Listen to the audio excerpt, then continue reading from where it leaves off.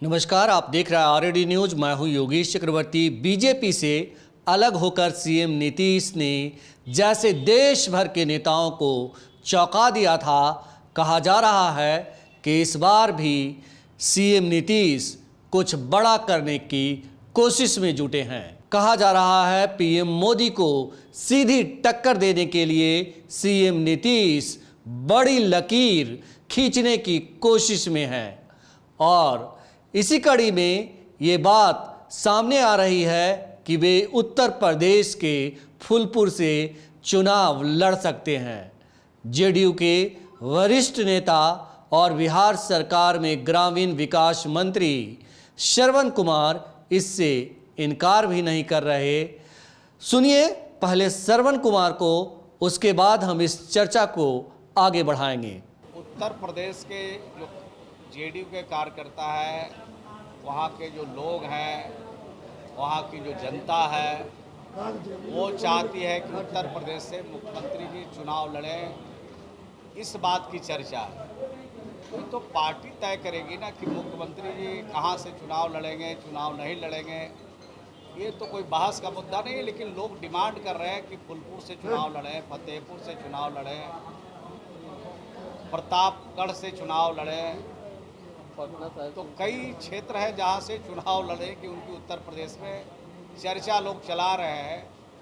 तो बिहार में जो काम हुआ है, नीतीश कुमार जी ने जो काम किया अपनी सरकार में, उसको लेकर लोग वहाँ के उत्साहित हैं। और ख़ास करके जो गरीब लोग हैं, ख़ास करके जो दलित समाज के लोग हैं, अति पिछड़े समाज के जो लोग हैं, और सभी समाज को ये कहा जाए तो कोई अतिशयोक्ति नहीं होगी, सभी समाज के लोग के लिए जो बिहार में काम हुआ है उससे लोग उत्साहित हैं और चाहते हैं कि नीतीश कुमार जी का हम यहाँ अभिनंदन करें, स्वागत करें और आने वाले चुनाव में यहाँ से लोकसभा के चुनाव लड़ें। ये यहाँ के लोगों की चाहत है। क्या मुख्यमंत्री को यूपी से चुनाव लड़ने की तैयारी करनी चाहिए, यानी कि आप तैयारी कर? हमारी कोई इच्छा नहीं चलती है। पार्टी जो तय करती है वही इम्प्लीमेंट किया जाता है और पार्टी का जो भी निर्देश मिलेगा, जो भी जवाबदेही मिलेगी उत्तर प्रदेश के मामले में, उसका अक्षरशः पालन किया जाएगा, अक्षरशः पालन कराया जाएगा। कार्यकर्ताओं और जो फूलपुर के लोगों की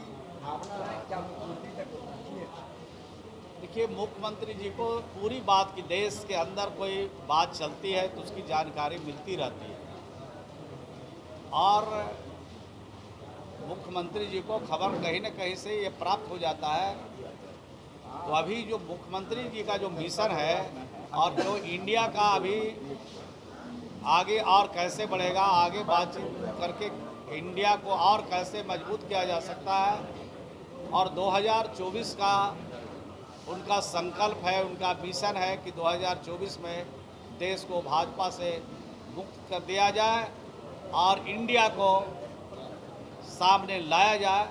इस काम में हमारे बिहार के मुख्यमंत्री जी लगे हुए। तो आपने सुना ग्रामीण विकास मंत्री श्रवण कुमार को, उन्होंने किस तरह से बातों को घुमाया, लेकिन इससे इनकार नहीं कर रहे कि सीएम नीतीश यूपी के फूलपुर से लोकसभा का चुनाव लड़ेंगे। आज हम इसी मसले पर चर्चा कर रहे हैं। हर रोज की तरह हमारे साथ हैं आरएडी न्यूज के राजनीतिक संपादक हेमंत कुमार। हेमंत जी, जिस तरह से आज श्रवण जी कह रहे हैं कि वहाँ की जनता चाहती है कि सीएम यहाँ आएँ और यहाँ से चुनाव लड़ें, क्या मतलब निकाल रहे हैं आप इसका? देखिए, राजनीति में अवधारणा बनाना बड़ी बात होती है। राजनीति अवधारणाओं का खेल है और मुझे लगता है कि नीतीश कुमार बहुत सारे फैसले, चौंकाने वाले फैसले लेते रहे हैं। जैसा आपने कहा कि जब उनकी बीजेपी से दोस्ती तोड़ करके और महागठबंधन में वापसी हुई, यह भी एक चौंकाने वाला फैसला था। तो आज की तारीख में नीतीश कुमार ने जो विपक्षी एकजुटता की जो मुहिम छेड़ी, जो अभियान चलाया, वह आगे की ओर बढ़ रहा है।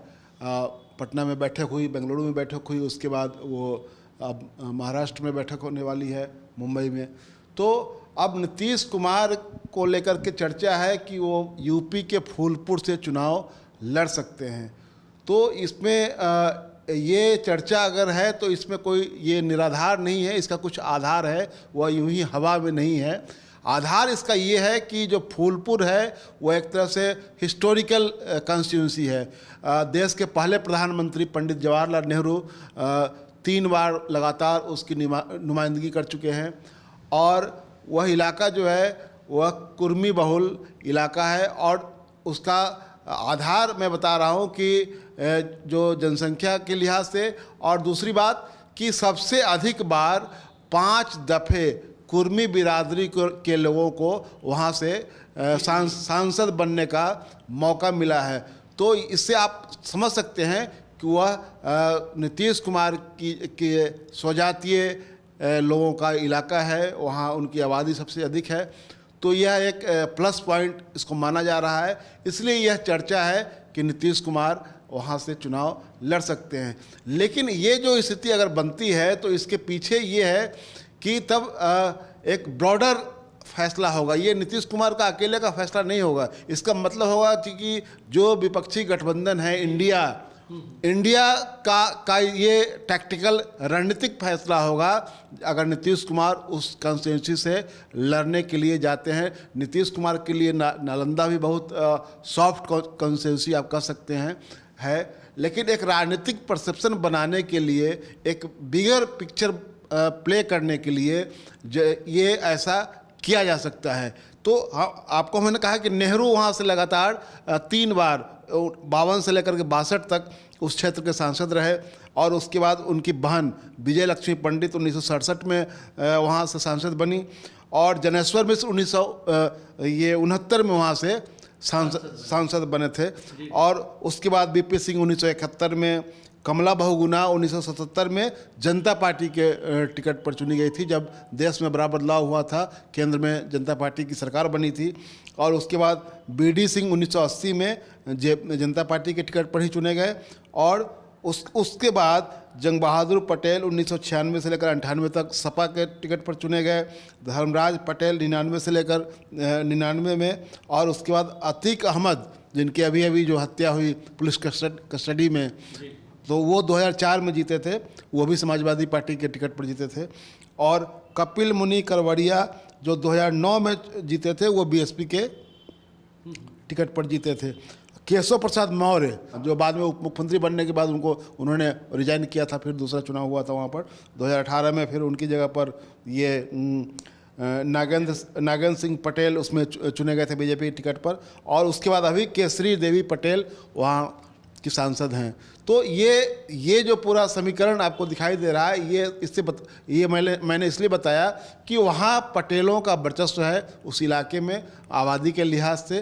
तो नीतीश कुमार अगर वहाँ जाते हैं, यूपी एक 80 सीटों वाला देश का सबसे बड़ा राज्य है जहाँ संसद की 80 सीटें हैं उस राज्य में, और वहाँ एक अगर परसेप्शन बनाने की बात होती है तो और उसके खास करके जो पश्चिमी यूपी है पूर्वी यूपी जो है उस इलाके में ये नीतीश कुमार की बिरादरी की अच्छी खासी आबादी है। तो मुझे लगता है कि अगर ये नीतीश कुमार वहाँ जाते हैं, चुनाव लड़ते हैं वहाँ से, तो ये एक बड़ा मैसेजिंग होगा और वहाँ के चुनावी समीकरण को काफ़ी प्रभावित करने वाला ये फैसला होगा, प्रभावित करने वाला होगा। कहा जा रहा है कि जो पूरे यूपी के चुनावी नतीजे को प्रभावित करेगा, यहाँ तक कि प्रधानमंत्री के संसदीय क्षेत्र वाराणसी सटा हुआ है, तो उन्हें भी चुनाव जीतने के लिए एड़ी चोटी का जोर लगाना पड़ेगा। हाँ, जब ये राजनीतिक रस्साकसी होगी तो निश्चित रूप से नीतीश कुमार अगर वहाँ से जाते हैं, चुनाव लड़ते हैं, तो ये बीजेपी को एक रणनीतिक चुनौती होगी वहाँ। ये नीतीश कुमार का यूपी से चुनाव लड़ना, फूलपुर से लड़ना, वाराणसी का बगल का इलाका है वो, तो ये जाहिर सी बात है कि इसका बड़ा राजनीतिक संदेश जाएगा और ये यूपी के पूरे सत्ता समीकरण को एक तरह से प्रभावित करने वाला फैसला होगा। यही नहीं हेमंत जी, कहा यह भी जा रहा है कि अगर फूलपुर संसदीय क्षेत्र से सीएम नीतीश मैदान में उतरते हैं तो न सिर्फ यूपी बिहार बल्कि दूसरे कई अन्य राज्यों में भी पटेल समुदाय और दूसरे जो समुदाय कुर्मी बहुल समुदाय के सब कास्ट के लोग आते हैं, उपजाति के लोग जो होते हैं, उन पर इसका गहरा असर पड़ेगा और पूरा परिदृश्य जो है 2024 का वो बदल जाएगा। यानी कि यादव और कुर्मी का गठजोड़ पूरे देश की तस्वीर बदल देगा। हाँ, मैं कह रहा हूँ कि बार बार कि ये एक बड़ा राजनीतिक संदेश जाएगा और ये एक तरह से रणनीतिक फैसला ये होगा और इससे बीजेपी के सामने में बहुत बड़ी राजनीतिक चुनौती पेश होगी। क्योंकि ये अगर नीतीश कुमार वहाँ से चुनाव लड़ते हैं फूलपुर से, तो इसका मतलब ये है कि वो जो मैंने पहले भी कहा कि इंडिया की सरपरस्ती होगी। ये सिर्फ इंडिविजुअल चुनाव उनके लिए नहीं होगा। हाँ, ये एक ब्रॉडर इसमें पिक्चर में अगर आप इसको देखेंगे, बड़े इस कैनवास पर इसको अगर आप देखेंगे, तब आपको नज़र आएगा कि इसका राजनीतिक संदेश क्या होगा कि उनको वहाँ से जब चुनाव लड़ाया जाता है तो ये जो बगल का ये आपको छत्तीसगढ़, यूपी, ये MP, ये सब इलाके जो हैं, गुजरात खुद प्रधानमंत्री का जो गृह प्रदेश है, वहाँ भी जो पटेल समुदाय हैं उनकी अच्छी खासी संख्या है और गुजरात के कई ऐसे संसदीय क्षेत्र हैं जो पटेल का गढ़ के तौर पर जाना जाता है। हेमंत जी। हाँ, मैंने कहा कि ये वहाँ नीतीश कुमार के जैसे कि आप पीछे मुड़ कर देखेंगे तो ये जब मोदी जी जब प्रधानमंत्री पद के दावेदार बनकर के सामने आए तो उनको कहाँ लाया गया? उनको वाराणसी लाया गया। वो एक पॉलिटिकल मैसेजिंग करने के लिए ही ऐसा किया गया था। तो एक काउंटर नैरेटिव बनाने के लिए नीतीश कुमार को एक बड़ा रोल प्ले करने के लिए वहाँ अगर उतारा जाता है तो जाहिर सी बात है कि उसका असर काफ़ी, खास करके जो हिंदी पट्टी के जो राज्य हैं उन राज्यों में इसका बड़ा राजनीतिक समीकरण एक तरह से बहुत कुछ प्रभावित होगा, बहुत कुछ बदलेगा इनके वहाँ उम्मीदवार के रूप में उतरने पर। कहा तो ये भी जा रहा है हेमंत जी कि अगर नीतीश कुमार फूलपुर संसदीय क्षेत्र से चुनाव मैदान में उतरते हैं तो अखिलेश यादव, समाजवादी पार्टी के जो राष्ट्रीय अध्यक्ष हैं जयंत चौधरी, उसके बाद चंद्रशेखर रावण, ये सब जो लोग हैं बड़ी भूमिका निभाएंगे और खुद इनकी पार्टी की जो परफॉर्मेंस है वो बढ़ जाएगी। हाँ, ये वहाँ जब ये मैंने कहा पहले कि नीतीश कुमार जब वहाँ जाएंगे पूरी जो रणनीति के तहत वहाँ जाएंगे तो जाहिर सी बात है उसमें अखिलेश यादव की बड़ी भूमिका होगी, जयंत चौधरी की भूमिका होगी, उसमें रावण की भूमिका होगी। इन तमाम लोगों की बड़ी भूमिका होगी नीतीश कुमार के पक्ष में गोलबंदी करने को लेकर। और इससे ये भी जिस तरह से अभी शुरुआती बात है, ये जिस तरह से ये दावे किए जा रहे हैं और जिस तरह से हम लोग आपस में अनुमान लगा रहे हैं कि बीजेपी को नीतीश कुमार को वहाँ हराना एक बड़ी चुनौती होगी। हाँ, अभी वहाँ फूलपुर से बीजेपी को पहली सफलता कब मिली? फूलपुर से बीजेपी को पहली सफलता मिली 2014 में मोदी लहर में। उसके पहले बीजेपी कभी वहाँ से समाजवादी पार्टी का गढ़ माना जाता है। हाँ, समाजवादी पार्टी, उसके पहले फिर जनता पार्टी, उसके पहले कांग्रेस, ये एक तरह से रहा था। तो 14 में आकर के वो समीकरण बदला। तो नीतीश कुमार का वहाँ जाने का मतलब ये है कि आज की तारीख में वहाँ पटेलों पर एक तरह से बीजेपी का ही ये है प्रभाव है। तो उस प्रभाव को मुझे लगता है कि बड़े पैमाने पर नीतीश कुमार उस पर ये कर सकते हैं, उसको अपने पक्ष में मोड़ सकते हैं, उसको मोड़ सकते हैं या मोड़ने की मादा रखते हैं। हाँ, मोड़ने की काबिलियत रखते हैं, मोड़ने की ताकत रखते हैं, ये तो ताकत रखते हैं। और नीतीश कुमार एक ऐसे बेदाग छवि के नेता हैं जो सर्वत्र स्वीकार हैं। हम आपको बता दें कि नीतीश कुमार अगर फूलपुर संसदीय क्षेत्र से चुनाव मैदान में उतरते हैं तो इसका मतलब यह है कि जैसा कि हेमंत जी बार बार कह रहे हैं कि ये इंडिया का फैसला होगा और इंडिया ये फैसला तभी लेगी जब वो उनको PM पद का एक तरह से दावेदार मान लेगी। इसको ये कहना थोड़ा प्रीमेच्योर होगा, इसलिए कि जब इस तरह के चुनाव में रणनीतिक फैसले लिए जाते हैं तो उसमें बहुत सारी मैसेजिंग की जाती है, बहुत सारा एक तरह से ये संदेश देने की कोशिश की जाती है। यहाँ ढेर सारे ये, क्योंकि ये इंडिया के गठबंधन में बहुत सारे लोग प्रधानमंत्री के ये चेहरा हो सकते हैं, और ये इंडिया के लिए प्रधानमंत्री को सामने रख कर के चुनाव लड़ना बड़ी ये कोई ये इनके लिए ये बड़ा मसला नहीं है। इनके लिए बड़ा मसला है कि बीजेपी को कैसे कहाँ उसके किस किस इलाके में कैसे रणनीतिक रूप से उनके ऊपर बढ़त बनाई जाए और उनको चुनाव में हराया जाए। तो जाहिर सी बात है कि जब नीतीश कुमार को इस तरह की भूमिका मिलेगी तो अघोषित रूप से ये माना जाएगा कि वो भी एक तरह से प्रधानमंत्री पद के दावेदार के रूप में इतनी बड़ी भूमिका अदा कर रहे हैं। तो कहीं ना कहीं प्रधानमंत्री पद के दावेदार के रूप में उनको एक तरह से स्वीकृति और मान्यता मिल रही है। आप इसको इस रूप में देख सकते हैं। बिल्कुल। हमारे इस सवाल से आप कैसे इत्तेफाक रखते हैं हेमंत जी कि नीतीश कुमार इंडिया के लिए एक ऐसे टूल्स के तौर पे होंगे जिसका इस्तेमाल कर वो पूरे देश में चुनावी समीकरण को बदल सकता है और वहाँ का रास्ता जो है फूलपुर से शुरू होगा?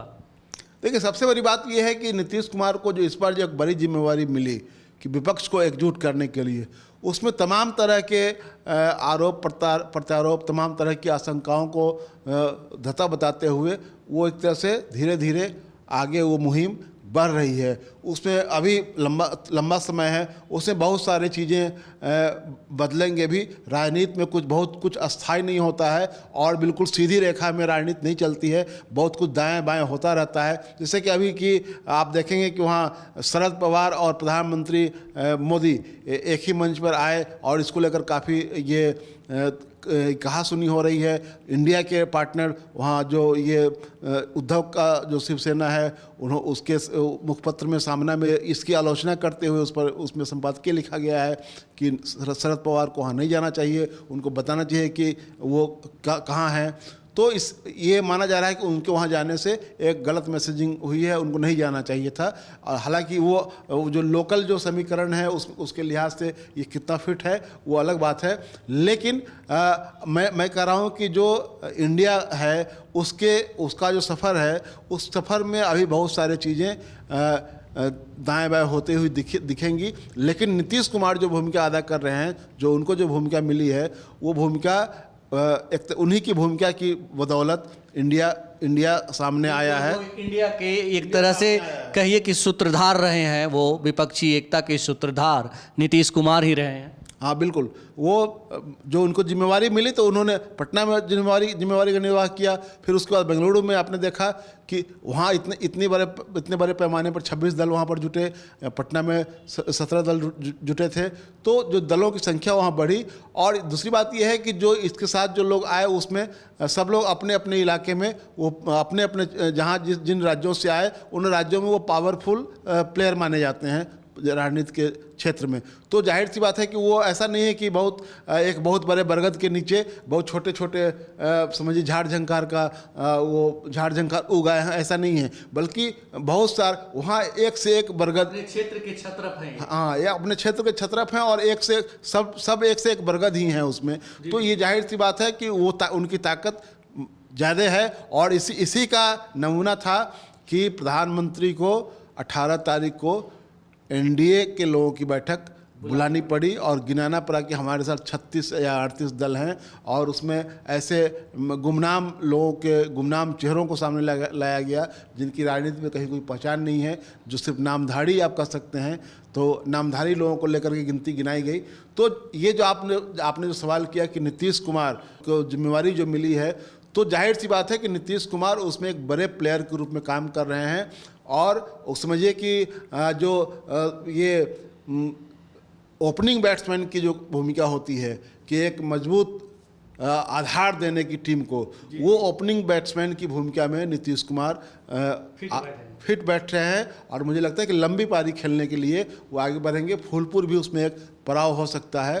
तो और उसके आगे की पारी के लिए वो आगे देखा जाएगा। लेकिन उस पूरे ये समझिए कि यात्रा में फूलपुर भी एक बड़ा पड़ाव हो सकता है। और नीतीश कुमार वहाँ अगर जाते हैं तो कोई आश्चर्य नहीं होगा। वह एक रणनीतिक ये होगा, मैदान होगा जहाँ की बीजेपी के लिए बड़ी चुनौती वहाँ से दी जा सकती है। वहाँ से पूरे चारों तरफ, समझिए कि वो एक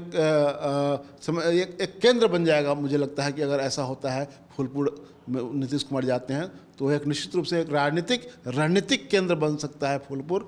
तो मुझे लगता है कि वो लंबी पारी खेलेंगे। वो लंबी पारी खेलेंगे। और जब वो बेंगलुरु से वापस आए थे तो तमाम तरह के कयास लगाए जा रहे थे।